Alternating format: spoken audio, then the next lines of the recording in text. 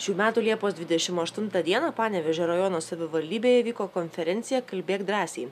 Domas Petrulis, idėjos autorius, kviečia visą jaunimą į renginį Kalbėk drąsiai.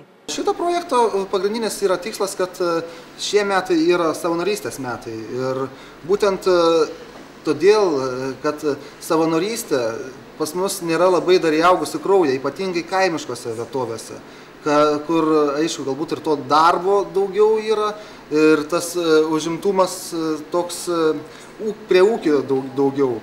O norint prisidėti prie tų visų savanorystės veiklų, reikia, kad kažkas tai parodytų, duotų paliesti, pačiupinėti taip liaudiškai ir kad pašnekėtų su tais žmonėm, kurie jau yra pakankamai patyrę ir to jaunimo politikoje, ir jaunimo organizacijose ir panašiai. Tai mes važiuosim dabar per tuos 6 miestelius ir būtent ateisim pas juos, kur prie ten kioskelio, kur renkasi, prie prūdo, prie parduotuvės.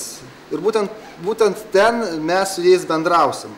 Ir, aišku, žaisim protmūšius, bus viešo kalbėjimo pamokas. Mes norim iš tikrųjų tą jaunimo kalbą su jais bendrauti ir neformaliųjų būdu išgirsti tas problemas, kuo jie gyvena, ko galbūt jiems reikėtų, kuo mes, savivaldybės atstovai, galėtume jiems padėti ir kuo pati ta savivaldybė. Ir aišku, šviesti reikia, kultūrinti, puoselėti tą savanorystės programas tam jaunam žmogui. Tai tik tai ne vien, kad mes nuvažiuojam linksminės, bet mes ir šviečiam tą jaunimą ir, aišku, išsiaiškinam poreikius jų.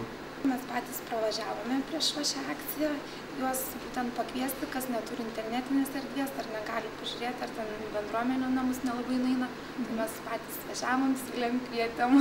Šį savaitgalį Kalbėk drąsiai Panevėžio rajone, Paįstryje, Smilgiuose, Raguvoje ir Vadokliuose, Ramygaloje bei Krekenavoje lauks visų drąsių ir jaunų.